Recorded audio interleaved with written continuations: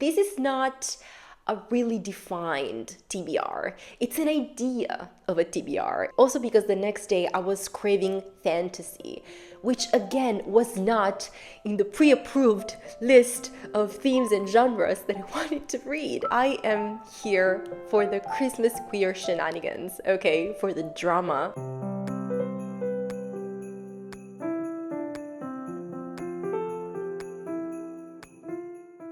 Hello my lovely readers and queers, welcome back to my channel for the second 12 Days of Booksmas video. I am Franny and today I would like to share with you all the books that I would like to read before the end of the year. Since it's me, I need to get a bunch of disclaimers out of the way before we get to it. First and foremost, this is not going to be a complete list because the next 12 Days of Booksmas video will be my TBR for the Queer Lit Readathon that is going to run from December 15th till December 21st. And so the books that I'll be reading in that week will be in a separate video.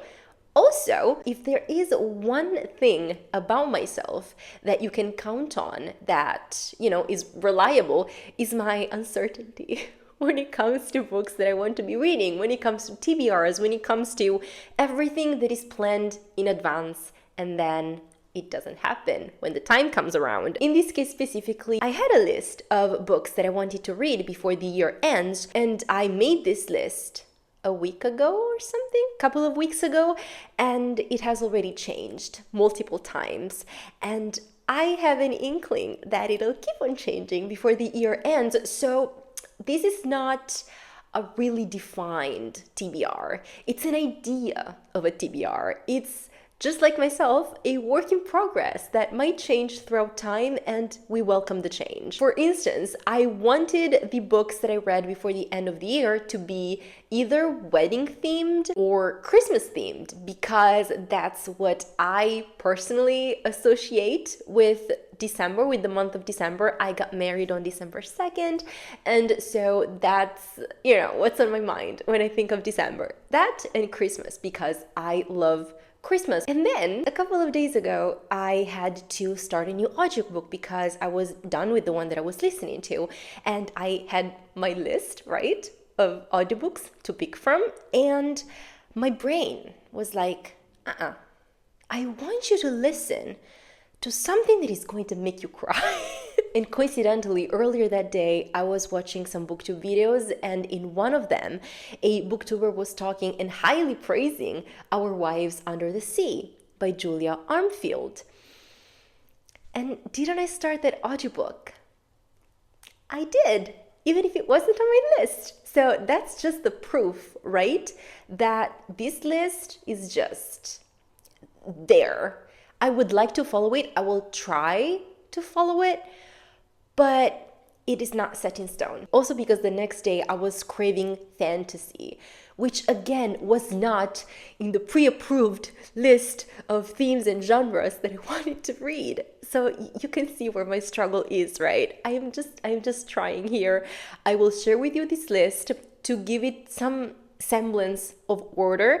I have grouped the books that are on this list that I would love to read before the year ends according to a format in which I will read that book. So we have audiobooks, ebooks, and physical books. I will start with audiobooks, of course, because they are my favorite. So I am currently listening to Our Wives Under the Sea by Julia Armfield. I do not know much about this one because the thing is, when people talk about it, they don't really focus on the synopsis. They praise the prose. They praise the prose, yes. They praise the prose because it is so beautifully written, and it is about these two women, these two wives, married to each other. One of them was trapped under the sea in a submarine. I don't know. She was trapped at the bottom of the sea for a very long time. And then, of course, when she got back to her wife, she was traumatized. She was different. And so now her wife that waited for her and now has her back is dealing with loss because her wife is not the same.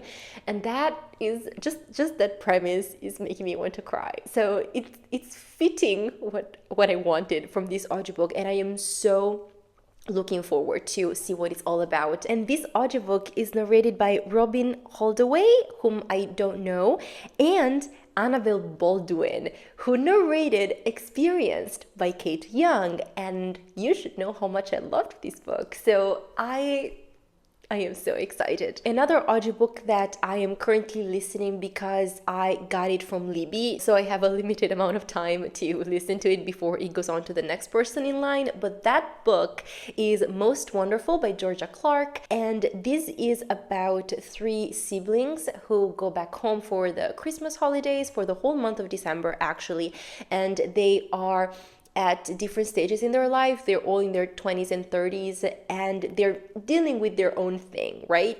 And I am guessing being together at home will bring things to light, I guess. I love that. I love that so much. I am here for the Christmas queer shenanigans, okay, for the drama. And Most Wonderful is narrated by Patty Murin, Sean Jane, and Kristen C. My beloved Kristen C. Again, so excited. Every time Kristen C. narrates someone who's queer, I am so happy. I'm here for it. Another audiobook that I know I would love to listen to this month that is both wedding themed, which makes me very happy, but it's also like a fantasy. Well, it's actually a romantasy, and I think it might be heavier on the romance component than the fantasy component, but I will take it. And the book I'm talking about is This Will Be Fun by E.B. Asher. And I want to have fun. So hopefully the title delivers here. And this audiobook is narrated by Alexander Sandys and Hope Newhouse, whom I don't know, and January Lavoie. January Lavoie. I haven't listened to something narrated by January Lavoie in a long time, and she is incredible. I cannot wait. I'm beyond excited. I haven't told you what this is about. Basically, it's about 4 friends who are heroes. They saved the kingdom, reign, whatever, and now there's a royal wedding. So they haven't spoken in 10 years since when they saved the fantasy world, whatever, and then they're all invited to a royal wedding, and I am guessing shenanigans will ensue, and I'm here for it. Moving on to the ebooks, I have 2 on my list that are Christmas novellas that have been on my December TBR, end of the year TBR, whatever you want to call it,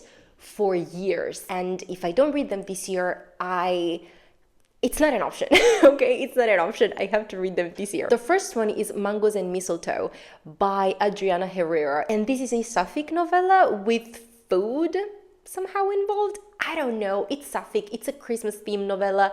That's all I need. And the other one is Wrapped Up in You by Talia Hibbert. Again, it has been on my TBR for ages, and I miss Talia Hibbert's writing. I want to read something else by her. Her romance books, the Brown Sister ones, were amazing, fantastic. And this is a short Christmas novella, and I cannot wait. I'm excited. I'm excited for Talia Hibbert to do her magic. Then I have a mystery novel that I have been wanting to read for some time, and I found out that it takes place during the Christmas time, and so I thought, okay, I'm gonna keep it for the end of the year, for when it's Christmas and I will be in the perfect mood, setting, whatever. And that is Everyone in My Family Has Killed Someone by Benjamin Stevenson. This is the first book in the Ernest Cunningham series. I know that there are 2 more out, okay, so I'm aware of it. I had actually listened to the prologue or first chapter, whatever.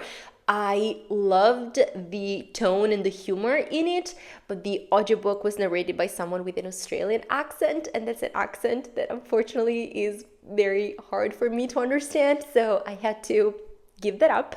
But I haven't given up on the book, and that's what matters. So I will read the ebook of this one, and I cannot wait. I'm excited. And the last ebook on my list is a non-fiction title that is wedding related. Wedding Toasts I Will Never Give by Ada Calhoun. And this is basically a collection of essays in which, let me read this for you because I think it perfectly captures the tone and the content of the book. And that's why I was drawn to it. We hear plenty about whether or not to get married, but much less about what it takes to stay married. Cliches around marriage, eternal bliss, domestic harmony, soulmates, leave out the real stuff. After marriage, you may still want to sleep with other people. Sometimes your partner will bore the hell out of you. And when stuck paying for your spouse's mistakes, you might miss being single. In Wedding Toast I'll Never Give, Ada Calhoun presents an unflinching but also loving portrait of her own marriage, opening a long overdue conversation about the institution as it truly is, not the happy ending of a love story or a relic doomed by high divorce rates, but the beginning of a challenging new chapter of which the first 20 years are the hardest. So yeah, I'm just interested in checking it out. And last but not least, the physical books that I would like to get to, one of which I own and the other one I will get from my local library, so I don't have it currently with me right now. But that book is Murder on the Christmas Express by Alexandra Benedict. Alexandra Benedict is an author that has written quite a few mysteries that are all set during Christmas or around Christmas, and I think there are 3 or 4 out now, and I still haven't read any of them, and I would really like to, because I think that mystery novels are so nice to read around the Christmas time when you're on holiday, when you're at home. You can just lay down on the couch with a blankie and your cup of tea and enjoy the mystery. And it is even better when said mystery is set as well around the Christmas time. And so I really want to read one of her books, and I decided to start with this one. And I don't know anything about it apart from the fact that clearly it was inspired by Murder on the Orient Express by Agatha Christie. So I'm guessing that there are going to be some people on a train trapped by a snowstorm or something, and there's going to be a murder, and then the amateur detective of the situation will have to solve the crime. Not necessarily amateur detective, because Poirot was not an amateur detective, but a detective will have to solve the crime. I love trains. Well, the ones that actually work properly. And the other book I've had also for some time, and I really need to read it soon because it's kind of embarrassing at this point, and it is A Redbird Christmas by Fanny Flagg. I have been wanting to read something by Fanny Flagg for a very long time, particularly the book that she's most famous for, Fried Green Tomatoes at the Whistle Stop Cafe. And you know, this book, just the cover, the edition, it is so cute. It's making me think of Christmas. It's making me feel Christmas, and I think it would be perfect. I will keep it for when I'm at home from work during the holidays. I will just, you know, curl up with a blankie and the tea and read this one. I don't know anything about the synopsis, and I really don't want to. And this is it for this video. Thank you so much for watching it. I hope you enjoyed it. Let me know in the comments down below if you have read any of the books that I've mentioned and whether you liked them or not. And please let me know what books you would like to read before the year ends, so your December TBR, or again, however you want to call it. Thank you so much for watching. I will see you very soon with my next 12 Days of Booksmas video, but until then, have a good one, take care, and keep reading queer books. Warm hugs. Bye.